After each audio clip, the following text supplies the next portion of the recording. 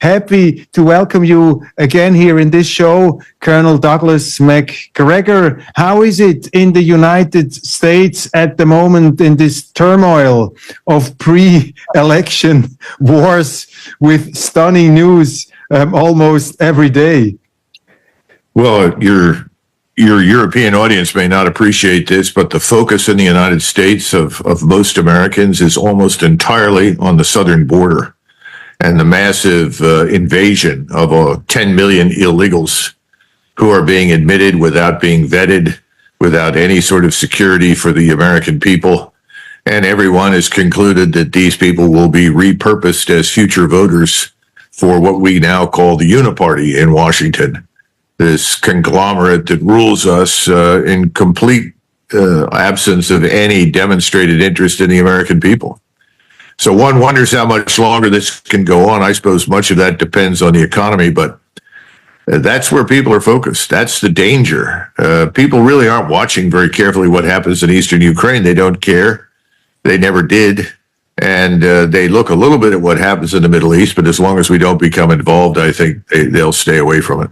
But isn't that the good news in some sense that if the Americans lose interest in the war in Ukraine, that means that the perspective for peace could become more realistic? No, simply because we are irrelevant to the government. The people that rule America are not the American citizens who walk into voting booths and turn in ballots. That's kind of a joke at this point.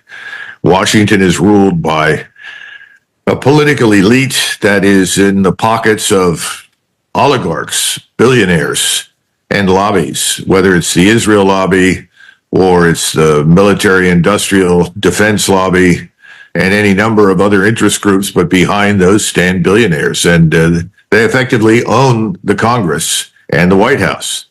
So those institutions are not really very responsive to the American people. On the other hand, we see that a former president, Donald Trump, is triumphant in the pre-elections on the Republican side. Many people in Europe didn't think that possible. Do you think that Donald Trump has a true chance of becoming again American president? And what would that mean for the geopolitical situation in Europe? Well, there's a chance that he could become president, but it presupposes that there is enough electoral integrity to ensure that if he wins, he's actually inaugurated. That's open to question. More and more evidence has come out over the last several years about the election in 2020. So frankly speaking, first question is, can anybody be elected in the midst of this electoral integrity problem? And I don't have an easy answer to that. Secondly, assuming that he does get in there, what does that mean for the rest of the government? The last time he was elected, every rally that he attended, whenever he spoke to the American people, he was greeted with these thunderous chants. And the chant was, build the wall, build the wall. In other words, secure the southern border. When he was finally elected, what did he do? He said he was going to address the problems in Obamacare, a new health care legislation. What happened on the border? Not much. This is the problem. I don't know, given what he's got around him in terms of people, that we should expect anything different. I hope so.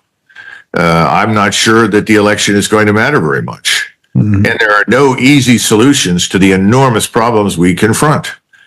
No one running right now, with the possible exception of RFK Jr., has offered any solutions.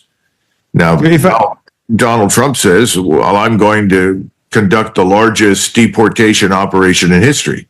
And everyone thinks that's impossible. Well, we deported 9 million Mexicans between 1929 and 1930. Under FDR, we deported another 3.5 million. Under Harry Truman, 2 million. Under Eisenhower, 1.5 million. So I think that could be done. The question is, will he be supported by anybody who matters in Congress?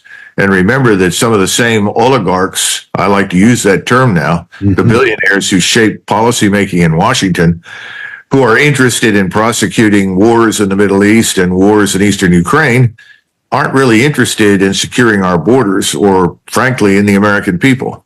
So there's no easy answer. Mm-hmm.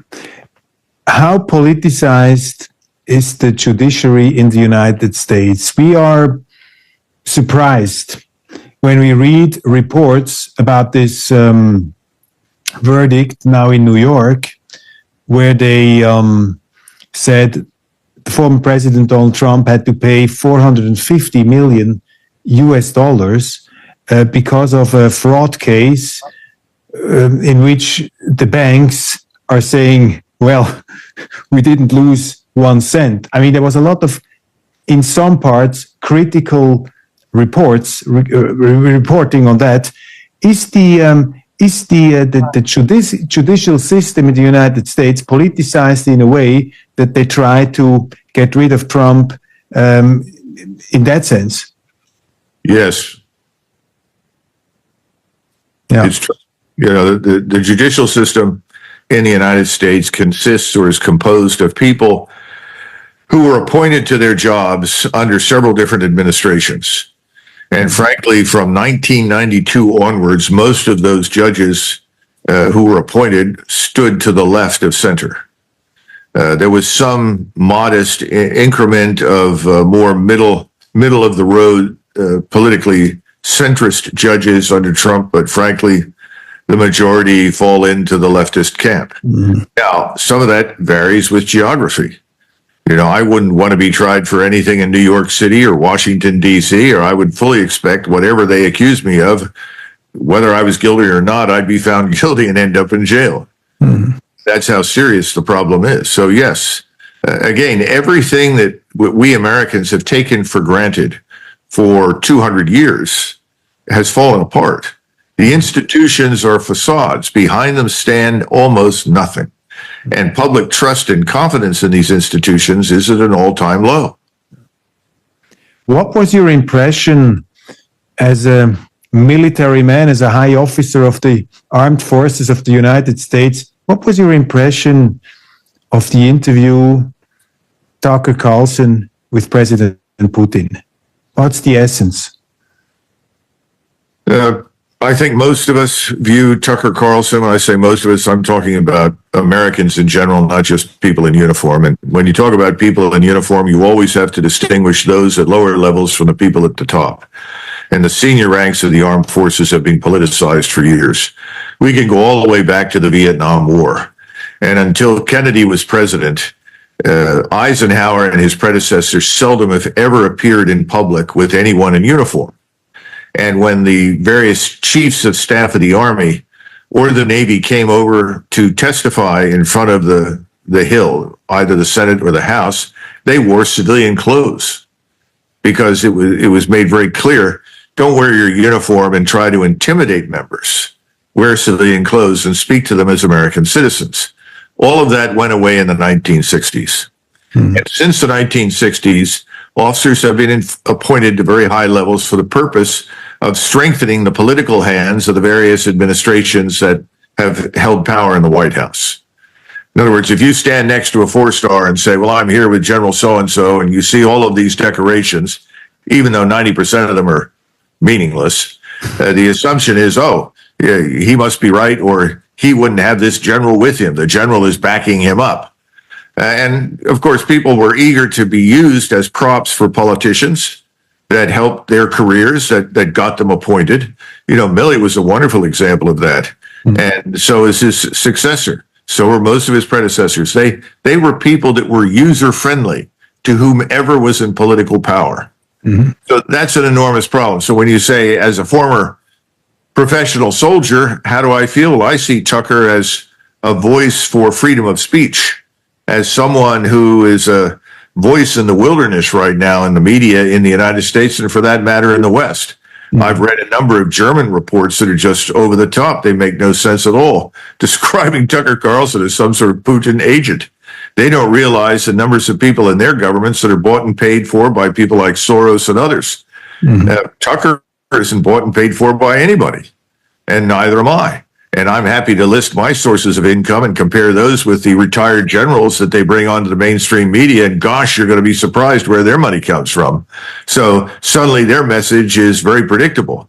So no, I think it was a wonderful exercise in freedom of speech. And I would say that 90% of what President Putin said, I agreed with completely. It was accurate. It was not an attempt to fabricate anything. Where he fell apart, in my judgment, was his discussion of the outbreak of the Second World War. Mm-hmm. That was unfortunate. I wish he'd have left that out completely, because that was a blemish on an otherwise excellent discussion. Interesting was that President Putin was somehow, that was my impression, trying to convince the West that first, he's not this crazy invader who wants to conquer the world, but that this is a conflict with the Ukraine, which has very old roots, ancient roots almost, and that he's still focused on negotiating. That was for me the essence of this interview. What is it for you? What was the most interesting thing you took out from that conversation? No, I think you're right. As I said, what he said was truthful. The amazing part to me is that he continues to hold out hope that there will be a negotiating partner. And I would have thought that after his experience in 2022, when Boris Johnson showed up and destroyed the agreement that both sides had reached, it would have been clear to him that he wasn't going to have a negotiating partner. Mm-hmm. The second part is, I'm surprised that he is still open to doing business with us in any form, because we have lied to him repeatedly for years, and his predecessors. Now, here's something your viewers need to understand. Mr. Putin has always been known as friendly to the West, and he's probably, as a Russian senior leader, an individual who understands more about the West and appreciates it, particularly because of his years in Germany, than almost anyone else in the Russian political elite. And I would be very concerned about what happens at some point when President Putin is no longer in charge, because others around him and many, many others who aspire to be in his place are very hostile to the West in ways that should frighten everyone. So, no, I agree with you. I think he did a wonderful job on that score. But, of course, it doesn't make any difference what he says, because the media is in the hands of his opponents and frankly, our opponents, the people that are oppressing us, who are keeping the borders open, who are rewarding millions of people for coming to the country, passing out cash, phones, plane tickets, bus tickets, whatever they can get, and dumping them inside our country, much as you experienced after 2015, thanks to Mrs. Merkel and others. This is what faces us. And it's going to, I think it's going to blow up in everyone's face, but it probably won't blow up dramatically until the downturn in the economy really, really hits home. I mean, because we can't afford them. Yeah. What is interesting in the reactions we had in Germany and in Switzerland, a lot of people pushed this interview aside, saying, well, you know, Putin, he can say what he wants. He's this crazy dictator, he's this aggressor, he's this ruthless autocrat. And just 1 week after this interview, we have the incident in this Siberian camp where Alexei Navalny died. I mean, it's very hard to say what the reasons, what the circumstances are. We have heard voices now from the Ukraine. The spy chief Budanov said, "Well, I have to disappoint you. Navalny died of natural circumstances." It's very hard to say, but here in the West, in Europe, in Switzerland, people say, why do you listen to Putin? He's a killer. Look at Navalny. Look what he does to the opposition. What would you counter to these concerned voices who think Putin is this maniac, this killer on the throne in the Kremlin? Well, even a broken clock is right twice a day, and Budanov, too, can occasionally tell the truth. I think he's telling the truth. We shouldn't be surprised by that. He's been through some very tough times. He's been through extensive surgeries. His health hasn't been good. So that's not impossible. I know that he was under consideration for some sort of trade with the West and the United States of Navalny. Mm-hmm. Yes. And it appears, and this is certainly substantiated by, I think, his wife's presence at the Munich Security Conference, he was always seen as the future Zelensky of Russia, as the man who would take over and sell his country out to the West. And I think MI6 and CIA both viewed him in those terms. I can't prove that because I'm not on the inside, but that's what reliable sources tell me. But again, it doesn't make any difference because the media in the West is going to say what it says. The difference between, incidentally, you and us is that we have alternative media. I don't know how much alternative media you've actually got anymore. I mean, the stuff coming to me from Germany is absurd. I mean, the descriptions, completely fatuous nonsense. I don't know what to say. But we do have alternative sources of media, although there's an ongoing effort, obviously, to suppress it. And this is a sort of idea of theory of complicity, that anyone who doesn't conform automatically to the mainstream narrative is dangerous and disruptive, which means he's telling the truth. So I think Tucker told the truth to the extent that he could. I think the interview is a success. It had a big impact here, more so probably here than in Europe. One has to stress the point that I haven't followed all your statements during this war, but when I heard you for the first time, I was always struck by your views and your predictions, which in my eyes seemed true. It came out as you predicted. And you were one of the very few voices, prominent voices, who said from the beginning that the Ukraine is fighting an unwinnable war.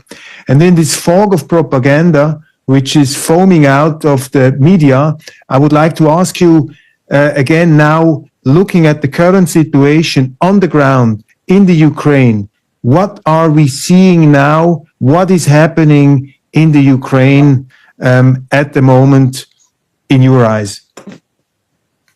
I think the Zelensky regime is falling apart. They're beginning to engage in mutual recrimination. The key people in the structure are attacking each other, blaming each other.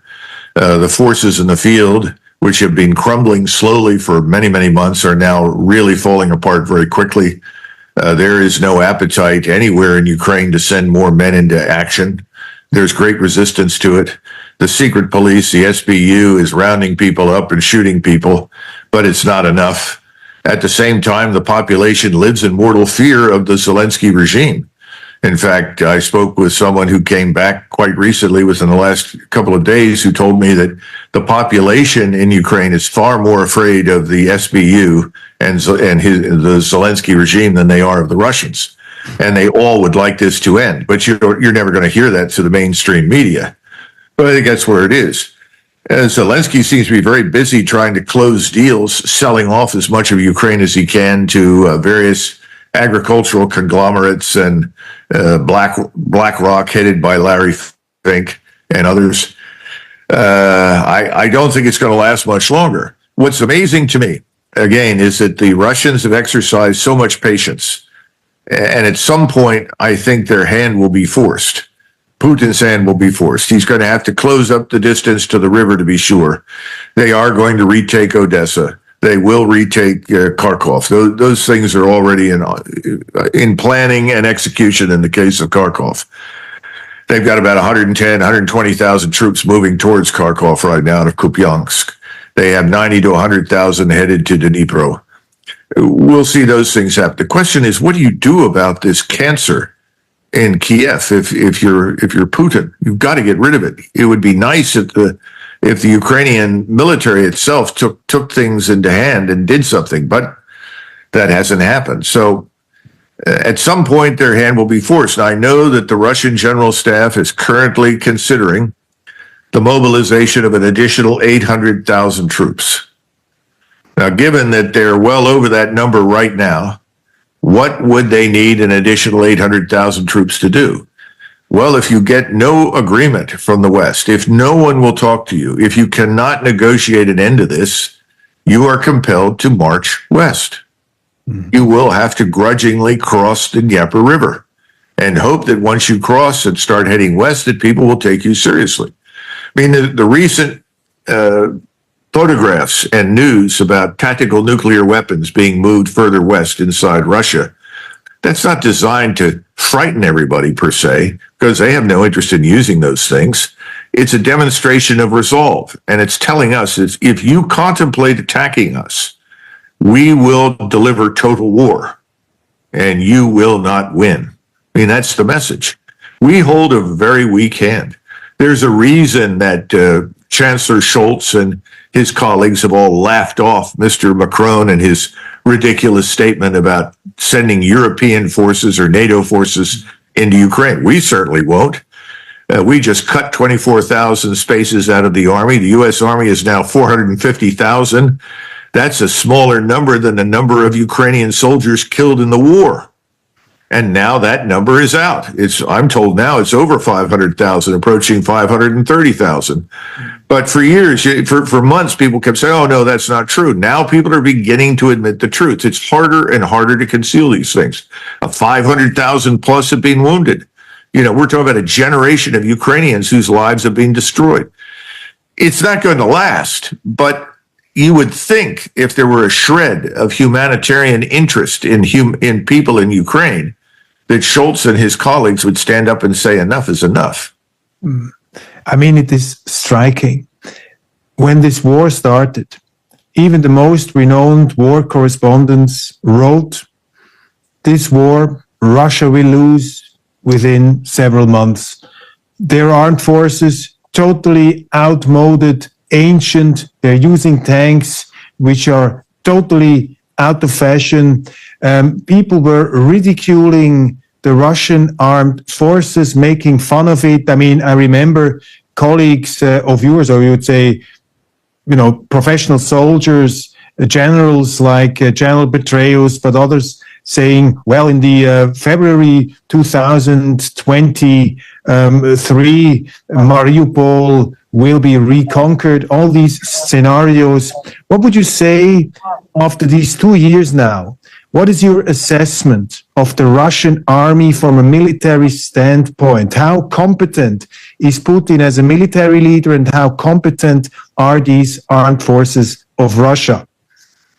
A successful military commander always knows the limitations of his force as well as its potential. Without understanding limitations, you can't hope to be successful because you will demand either too much or too little of the force you command. He is someone who I think from the very beginning wanted a limited war, and he went in with very limited means, only to discover that those means were inadequate. He corrected that problem. And today, the Russian military is probably stronger, with higher morale, better discipline, better equipment, and better leaders at every level than it was in the 1980s. So I think it's probably the best of its kind, certainly in Eurasia. No question about it. And contrary to everybody's expectation, Mr. Putin has been strongly supported in what he's done.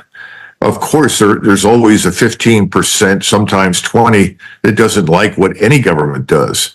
But over 80%, I would estimate 85%, based upon what I heard just within the last couple of days, 85% of the Russian population, strongly supports what he's done. And he's been very reminiscent. This is going to sound strange to some of your listeners. He reminds me of Field Marshal Montgomery, who commanded the 8th Army in North Africa. Remember, the 8th Army had been beaten to a pulp. Over a 250,000 men could not stand up to 34,000 Germans and 70,000 Italians. He understood he had a morale problem. He understood that he needed new training, new leadership. He needed new equipment. He took his time, and he built a better force. And then once he launched the force was very successful all the way through to the end of the Second World War, with a few minor exceptions. That's exactly what Mr. Putin and his generals have done. They built a very good force, but they never pushed it too far, too fast. They avoided unnecessary casualties, and they took advantage of this. We call it the revolution in military affairs, which very simply is the links between space-based surveillance, intelligence, reconnaissance, surveillance, and strike systems, from mortars all the way up to tactical ballistic missiles. And he's annihilated the Ukrainians, who played repeatedly into his hands and attacked the absolutely impregnable defensive forces that were built to cover the flanks, so to say, of this force that was being built up. It's worked brilliantly. We still haven't figured it out. We don't understand it. We haven't learned it. And people like Petraeus and others gave the Ukrainians terrible advice. because they treated the Russian military establishment as some sort of backward World War II anachronism that could be defeated by a modernized World War II force. It's failed miserably. But again, they are on the winning side, these retired generals and politicians, because they're well subsidized. They're well paid for having said what they did. Remember, the truth doesn't matter. That's the sad part. It's the message. The narrative is what counts. And if you supply the narrative and you pay people to repurpose and repeat the narrative over and over and over again, then you eventually convince everybody it's true. And remember, most Americans were never interested in Eastern Europe. And so when you step forward and say, well, all of these retired generals were wrong, people look at you sort of with a blank stare. Really? Well, they're generals, aren't they? I mean, this is pathetic. It's tragic. Same thing's true in Great Britain, where you have lots of blowhards who are senior officers over there predicted the same nonsense. Will NATO accept a Ukrainian defeat? I mean, all these leaders have talked themselves so much into demonizing Putin as kind of a new Hitler, as this some kind of crazy Alexander the Great who wants to conquer the whole world. I mean, can NATO just let Ukraine drop and say, okay, we were wrong, sorry, you sort out your own things? Or do you expect that there will be some kind of counter reaction by the West? Is the West even capable of countering this? Has Putin now the control of the situation? What would you say? That's a good question. And I'm not sure that I'm in a good position to answer it, frankly. As I said before, I know what Americans are interested in. I know where they're focused. I don't know precisely in Europe what most European populations think. I do know that in Scandinavia, Germany, Austria, the Netherlands, in the Germanic countries, there is still a willingness to march without much question in the direction that the government and the media tell them to move. It's disappointing. So I guess there are two possibilities. One is that we, after the fall elections, get some sort of change in direction, and that change in direction results in an American decision to essentially end our participation in this debacle. I don't expect anyone to stand up and say, we were wrong, we've done enormous damage. It'll be like Vietnam. Suddenly it vanishes from the airwaves. Our forces leave. They just pack it up and go away. It's what I keep trying to tell Europeans. We're a commercial power, but we're primarily an air and naval power. So when things don't go our way, we leave. That's the simple truth.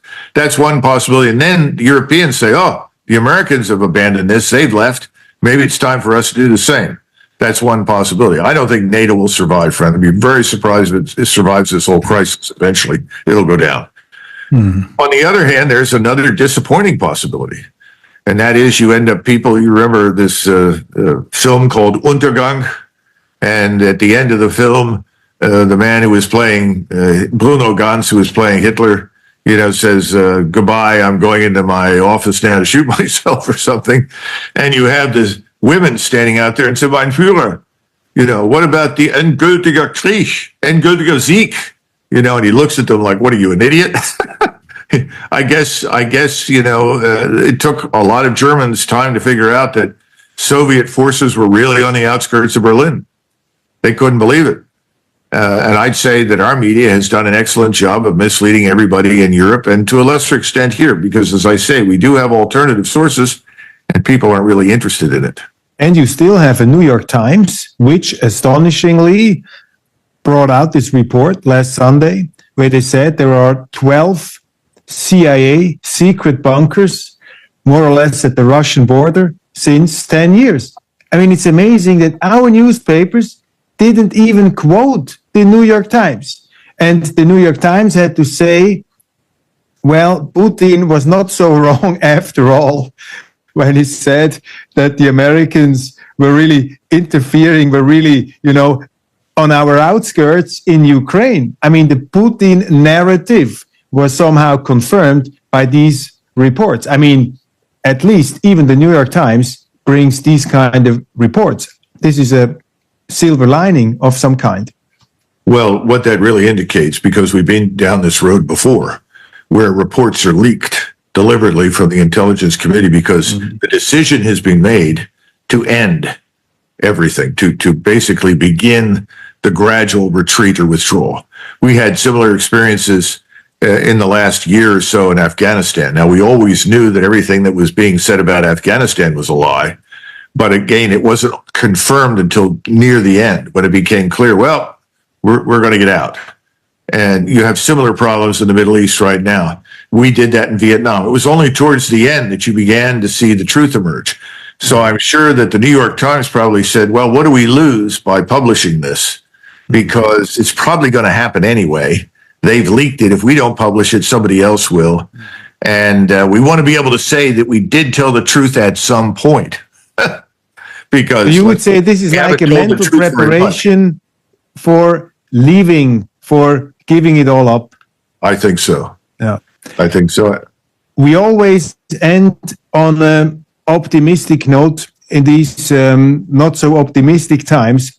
And I want to ask you as a final question, I have a theory, an optimistic theory, and I just will present it to you very shortly, and you have to counter it, or probably you find it's somehow corresponding to reality.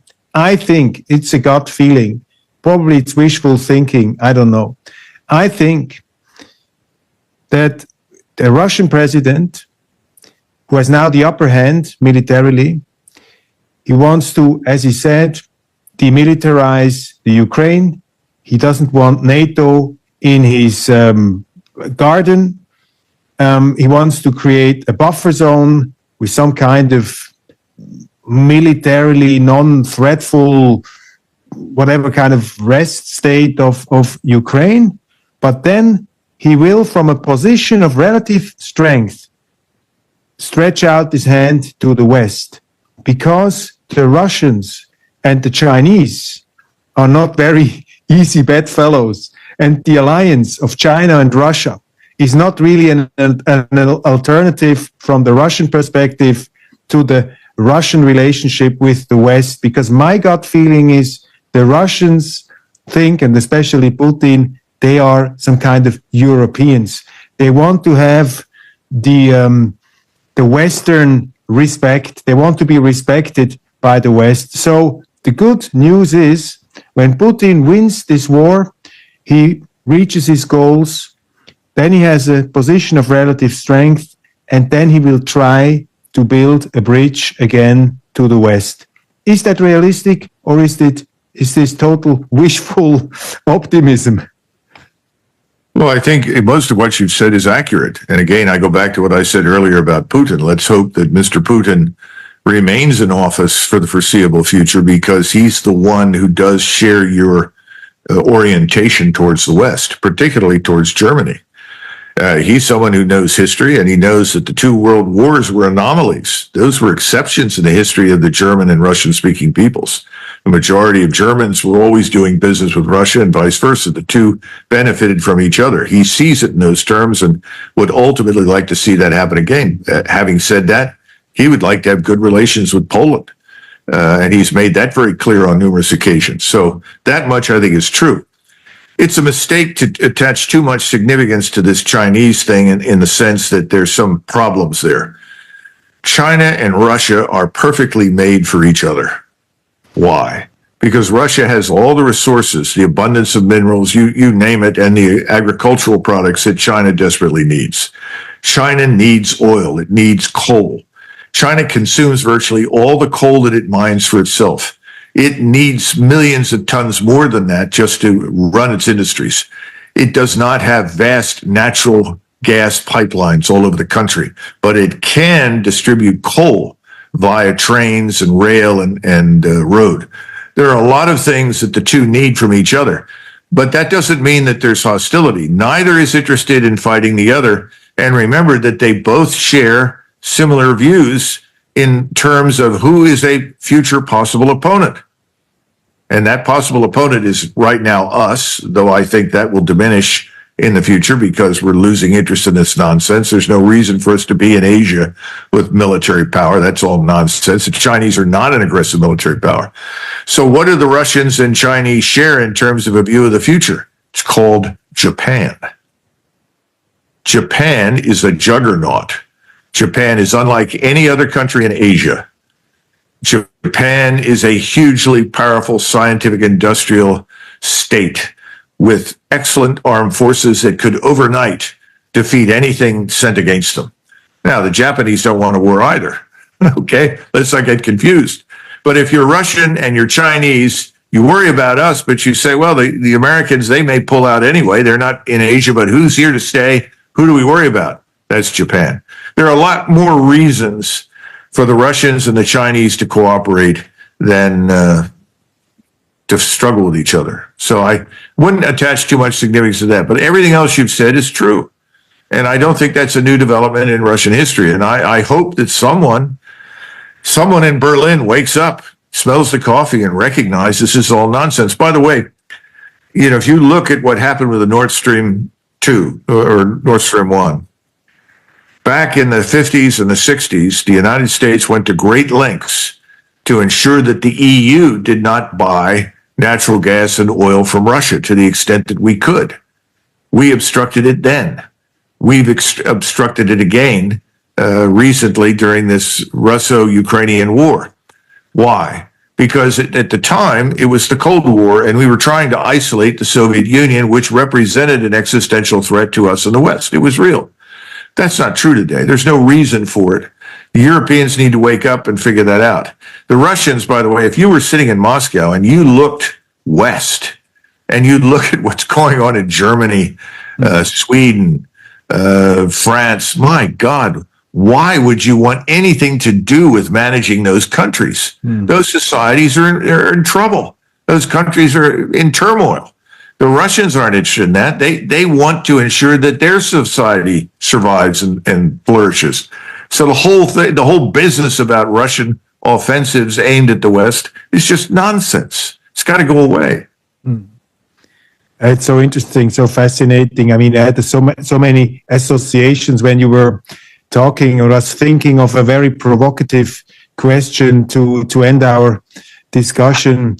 And the provocative question would be, you can be put into prison probably in Germany for asking this, but the longer I look at it, and of course it's very difficult to make a final judgment on current events, but I just thought of a statement by the American director Oliver Stone, who said in an interview with Die Weltwoche many years ago, 7 years ago probably, he said, we asked him, what do you think about President Putin? After he had this very long conversation. And Oliver Stone said, well, to me, he seems like probably the most reasonable man in this madhouse of idiots crowding our political arena. Is Oliver Stone so completely wrong with his statement? No, and the problem for us is that if you look at President Modi in India, look at President Xi in China, President Putin in Moscow, those men have been around for years. They all know each other very well. How many people do we have in power today who have any real experience of wielding power for more than a few years? Very, very few. And what kind of a structure did those three men emerge from? But you don't get to the top in India or China or Russia by being stupid. Get there by being extraordinarily intelligent, well-informed, and of course, ruthless, determined, all of those things. What have we got? It's sort of amateur hour in the West. This is the most unimpressive collection of people I can imagine. It's certainly in my lifetime. When I remember visiting for the first time in the early 80s, the German Foreign Office in Berlin. There were still people in that Foreign Office whose fathers and grandfathers had served in the German Foreign Office. You're talking about people that went back before World War I. These were products in that line. They were highly educated, very thoughtful people. They could quote in great detail GDP figures for every country. They spoke multiple languages brilliantly. They knew everything that was happening around them. And there was none of this hostility or hatred. It was all very objective, very matter of fact and fact based. No emotion. And see, that's the problem. We tend to appeal to emotion over reason all the time, and it seems to win. And perhaps this is one of the unfortunate downsides of Republican government. I don't know. But I think we are at the end of a disappointing era. The West, certainly in terms of leadership, has reached entropy. We have, I think, as you say in German, lots of leere Schüssel. The professionals and the amateurs. To quote one of your favorites, I guess, Johann Wolfgang von Goethe, he said, famous saying, nichts ist schwerer zu ertragen als eine Folge von guten Tagen. Nothing is harder to bear than a series of successful days. And this decadence you are describing so eloquently in the West is somehow the product of the success of the West and of these eternal circles you always see in societies. But isn't Modi, Xi Jinping, Putin, at the end of the day, this kind of blow of reality, the knockout of reality that could wake up the West to remember its own strengths and qualities? I think, yes, I'm still optimistic about Europe. Europe has been dead so many times, fallen so many times. Now we are at a certain low, but these enemies, so to speak, as they say, could be somehow the punch we needed to wake up. You agree? It could be, but interestingly enough, I don't think they're interested in punching us. They are building on the foundation of this thing we call BRICS. Mm-hmm. They're developing a new gold-backed currency. They're getting out from under our financial system.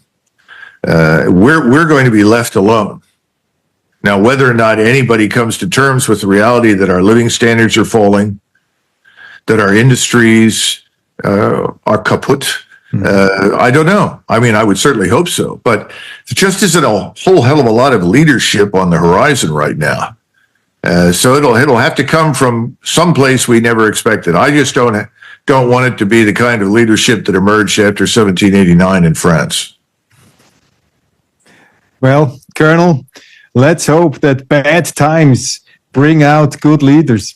Thank you very much for this discussion again. Always fascinating, always enlightening. All the best to you and the United States. Thanks very much.